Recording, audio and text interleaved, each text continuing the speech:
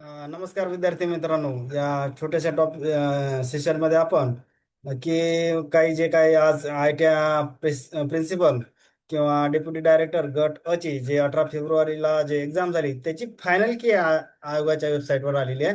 तर त्या म्हणजे फायनल कीच्या अनुषंगाने आपण थोडी तसं 4-5 मिनिटं डिस्कस करणार आहोत की बाबा आता काय असायला पाहिजे, पुढची स्ट्रॅटेजी कशी असली पाहिजे, विद्यार्थ्याचे मार्क्स कमी झाले का जास्त झाले. तर हे एक जनरल डिस्कशन असणार आहे इथं. आता बघा की आपण लिहिलं की आयोगाची फायनल की आन्सर की आली. जर आपण ऑफिशियल वेबसाईटवर बघितलं तर आजच त्यांची फायनल आन्सर की आलेली आहे. म्हणजे ही अंतिम आन्सर की आहे. याच्यानंतर कुठलीही आन्सर की येत नसते. याच्यानंतर डायरेक्ट फायनल कट ऑफ लागून इंटरव्ह्यूला कोण कोण क्वालिफाय झालेले आहे त्यांची लिस्ट लागत असते. म्हणजे ही फायनल आन्सर की याच्यानंतर कुठेही कोणालाही ऑब्जेक्शन घेता येत नाही, कुठेही काही करता येत नाही. हे लक्षात घेणं गरजेचं आहे.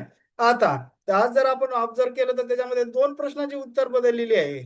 मला वाटतं एक बेटी बचाव बेटी पढाव, आणखी एक काहीतरी ते लेजेस फैरे वगैरे ते ऑप्शन वाला तो एक प्रश्न चेंज झालेला आहे. म्हणजे दोन प्रश्नाची उत्तर इथं आपण जर बारीक ऑब्झर्वेशन केलं तर आपल्याला दोन प्रश्नाची उत्तरं इथं चेंज झाल्याचे दिसते. आणि आता दोन प्रश्नाचा इम्पॅक्ट खूप मोठा असते बघा. आता दोन प्रश्न जर बदलले म्हणजे काय झालं, एक तर कुणावर काहीच इफेक्ट झाले नसेल, म्हणजे त्याचा स्कोर कॉन्स्टंट असेल, म्हणजे त्याच्यात नफा झाला नाही तोटाही झाला नाही.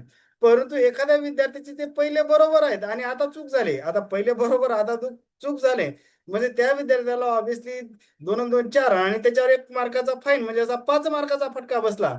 आणि एखाद्या विद्यार्थ्याचे पहिले कसे होते की दोन्ही चुकले, आता बरोबर आले, तर तो 5 मार्कानं समोर गेलेला आहे. हे लक्षात घ्या.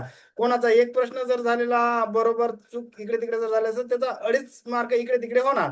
कोणाचे दोन्ही झाले असतील तर त्याचे 5 मार्क इकडे तिकडे होणार. आणि कोणाचं काहीच झालं नसेल किंवा ऍज इट इज असेल तर त्याचा कॉन्स्टंट स्कोर राहणार. तर ह्या चेंजेस या 2 मार्काचा, कारण की दोन प्रश्न म्हणजे भरपूर इम्पॅक्ट करत असते, भरपूर उलथापालथ होते. कारण की जेव्हा जिथं कट ऑफ लाईन असते तिथं एक एक का मार्कावर विद्यार्थी बरेच असतात, त्याच्यामुळे हे सुद्धा मोठा इम्पॅक्ट करत असते. या गोष्टीवर हे लक्षात घेणं गरजेचं आहे.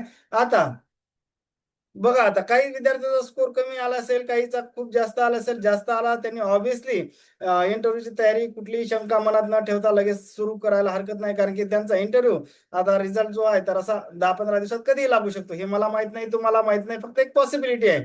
आणि रिझल्ट लागल्यावर लगेच त्यांचा 1-1.5 महिन्यात सुद्धा इंटरव्ह्यू होऊ शकतो. त्यामुळे त्या विद्यार्थ्यांनी ज्या विद्यार्थ्यांचा चांगला स्कोर आहे, आता चांगला म्हणजे किती हे मला माहिती नाही, रिझल्ट लागल्यावरच कळेल ना. तर सर चांगला म्हणजे नेमका कदा सगळे आपण मॅच्युअर्ड आहात, तर चांगला स्कोर किती हे सगळं आपल्याला कळते. तर त्याच्यामुळे ज्या विद्यार्थ्यांचा स्कोर चांगला आहे तर त्यांनी कुठलाही डाऊट न घेता लगेच आपण इंटरव्ह्यूला तयारी करायला त्यांनी सुरुवात करायला काही हरकत नाही. परंतु ज्या विद्यार्थ्याचा फार कमी आहे मग त्यांनी काय करायचं, त्यांनी खचण्याचंही कारण नाही किंवा बाबा आपण फार कुठं काय मार्क कमी आले म्हणून काहीतरी गुन्हेगार आहे किंवा आपण काही आपलं हुशार नाही, किंवा कारण की इथं कसे असते बरेच फॅक्टर असतात. बरेच विद्यार्थी, मी सांगितले की 99% विद्यार्थी जॉब करणारे असतात. कोणाचा ट्रॅव्हलिंग टाइम, कौटुंबिक जबाबदाऱ्या किंवा कामाचं जे काय व्यस्त शेड्यूल असते की बिझी शेड्यूल असते त्याच्यातून ते वेळ काढत अभ्यास करत असतात. तर एखाद्या विद्यार्थ्याचा कमी स्कोर आला असेल तर त्यांनी काही स्वतःला कमी समजायचे कारण नाही किंवा कोणाला फार काही गुन्हेगार समजायचं कारण नाही. कारण की कोणीतरी पास होणार, कोणीतरी फेल होणार, हा स्पर्धा परीक्षेचा नियम आहे. कारण की इथं आपण फुल टाइम तयारी करत नाही ना, म्हणजे स्वतःला कसं असतं की इथं फुल टाइम तयारी करत नाही. त्याच्यामुळे सगळ्यांचे पॅरामीटर वेगवेगळे आहेत. सगळ्या जॉबचे पॅरामीटर, कौटुंबिक जबाबदाऱ्या, ट्रॅव्हलिंग टाइम, या सगळ्या गोष्टी त्याच्यामध्ये कन्सिडर करून जे काही वेळ मिळतो त्याच्यातून तो विद्यार्थी तयारी करत असते. म्हणजे एखादा विद्यार्थी, काही विद्यार्थ्याचा कमी स्कोर आला असेल तर त्यांनी कुठेही खचता कामा नये. कारण की आता लगेच ग्रुप बी ची एक्झामची तारीख समजा येऊ शकते कधी, आता कधी येईल काय येईल. कारण की ग्रुप बी ची आताच त्यांनी 10-15 दिवसाखाली सिलेबस टाकलेला आहे. तर त्यामुळे ते एक्झामची तारीख कधी येईल काय येईल, परंतु ते कधीतरी लवकरच होईल. म्हणून त्यांनी न खचता ज्यांचा स्कोर कमी ना त्यांनी जोमाने ग्रुप बीच्या एक्झामच्या तयारीला लागणं इथं अपेक्षित आहे. आता बघा की हे झालं याच्याबद्दल. आता मग काय करायचं की ते आता जे काही ज्या विद्यार्थ्यांच्या ग्रुप ए मध्ये ज्यांनी ज्या काही चुका केल्या, म्हणजे कसं असतं की चुका म्हणजे काय की त्यांना टाइम मॅनेजमेंट जमलं नाही किंवा अभ्यासाला वेळ मिळाला नाही किंवा त्यांच्याजवळ स्टँडर्ड मटेरियल नव्हतं किंवा असं क्वालिटी मटेरियल नव्हतं, त्या विद्यार्थ्यांनी ते जमा करायला सुरुवात करायला हवी. किंवा स्वतःच्या हँड रिटन नोट्स नसतील. बघा मी काय सांगतो, नेहमी स्पर्धा परीक्षेत स्वतःचं हँड रिटन मटेरियल असणं फार गरजेचं आहे.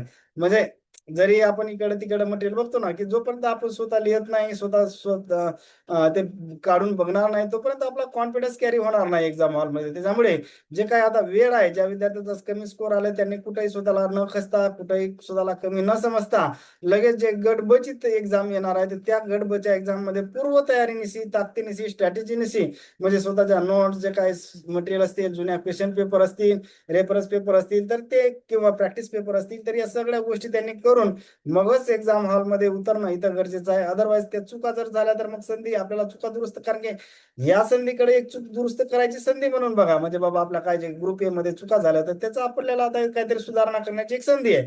म्हणजे असं काही डिस्करेज होण्याचं कारण नाही किंवा कुठेही खचण्याचं कारण नाही. ज्यांचा स्कोअर चांगला आहे तर त्यांनी ऑब्व्हियसली इंटरव्ह्यूला फार जोमाने तयारी करणं गरजेचं आहे, आणि ज्यांचा कमी आहे तर त्या विद्यार्थ्यांनी लगेच ग्रुप बी ची तयारी जोरात करणे, म्हणजे दोघांसाठी विन विन आहे हे लक्षात घ्या. म्हणजे जे फेल झाले त्यांनी बी स्वतःला कमी समजण्याचं गरज नाही, ज्यांचा स्कोर आला त्यांच्यासाठी विन विन सिच्युएशन. म्हणजे काय, ते इंटरव्ह्यू त्यांनी जोरात तयारी करायची आहे. ज्यांचा ग्रुप ए मध्ये कमी आला त्यांनी काय करायचं, ग्रुप बी ची जोमात आहे. म्हणजे दोघांनीच तयारी करायचीच आहे इथं. तर होप करतो. आता बघा, आयटी प्राचार्यावर मी बरेच माझे स्वतःचे प्लेलिस्ट मध्ये बघितले, तुम्ही तर भरपूर लेक्चर टाकलेले आहे.